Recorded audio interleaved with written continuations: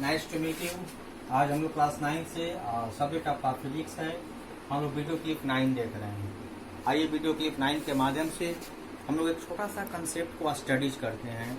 कल आपको वेलोसिटी के ऊपर चर्चा किया गया था और वेलोसिटी के ऊपर चर्चा करके उसका फार्मूला डेरिवेशन से लेकर आपको जो है एसआई यूनिट और सीरियस यूनिट के बारे में भी चर्चा किया गया था, बताया गया था। आज हम लोग देखेंगे यूनिफॉर्म वेलोसिटी के बारे में।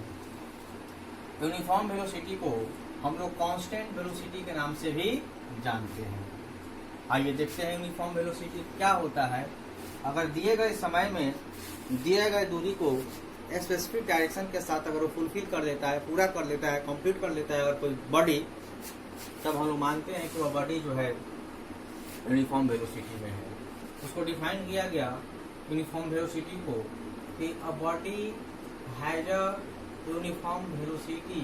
किसी भी बॉडी को यूनिफॉर्म वेलोसिटी में हमको तब मानेंगे यदि if it travels in a specified direction in a straight line and moves over equal distances in equal intervals of time, no matter how small this time intervals may be. बहुत ही अच्छी बात यहाँ बताई गई कि body has uniform speed uniform velocity. अगर कोई body uniform velocity में तब है यदि it travels in a specific direction in a straight line, किसी स्ट्रेट लाइन में वो किसी खास दिशा में गतिशील हो और इक्वल डिस्टेंसेज को कवर कर रहा हो इक्वल इंटरवल्स ऑफ टाइम में।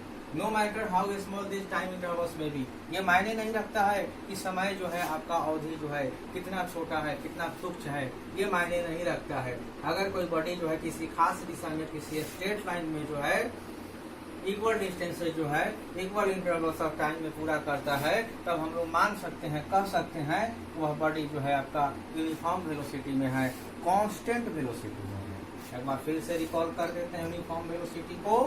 A body has a uniform velocity if it travels in a specified direction in a straight line and moves over equal distances in equal intervals of time.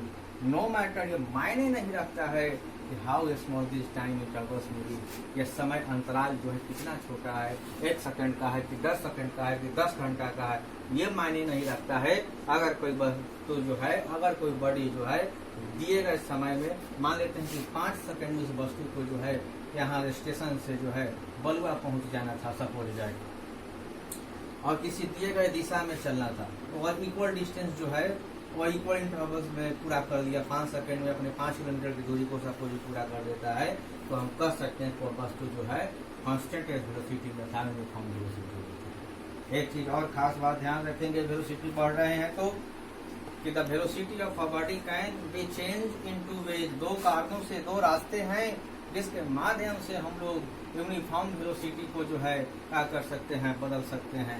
वह दोनों तरीका क्या क्या है, first second, देखिए दोनों तरीका को बताया जाएगा। फर्स्ट ये प्रोसेस है बदलने का, 2 जो वे है उसमें से फर्स्ट वे है, पहला रास्ता ये है कि by changing the speed of the body. किसी बॉडी का स्पीड को हम लोग बदल कर क्या कर सकते हैं, उसके वेलोसिटी को बदल सकते हैं। और दूसरा है by keeping the speed constant but by changing the direction. Direction को बदल सकते हैं कब, जब हम लोग जो है उसके स्पीड को कांस्टेंट रखते, नियत रखते, फिक्स रखते, तब हम लोग जो है बदल सकते हैं। यही 2 वे था जिसके कारण वेलोसिटी जो है किसी बॉडी का जो चेंज हो सकता है।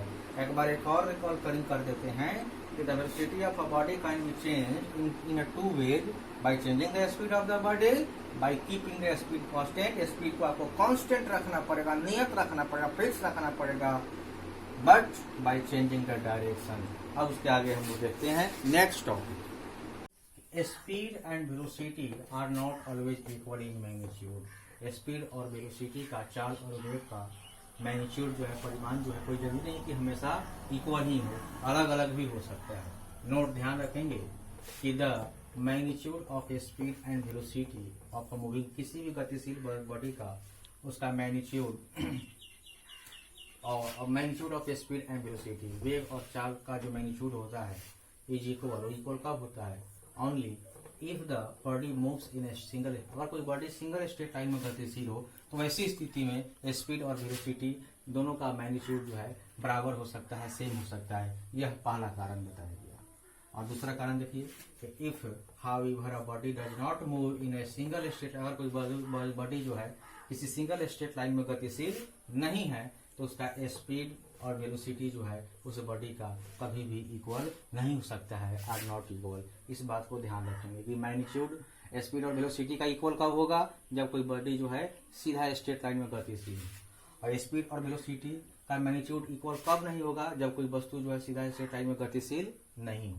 इस कॉन्सेप्ट को घर से आप लोग जो है अंडरस्टैंड करके आएंगे। अगले क्लास में आपको सेशन का एक टॉपिक सिखाया जाएगा, होमवर्क में to understand. That's all, we thanks, nice meeting you, good day to all of you.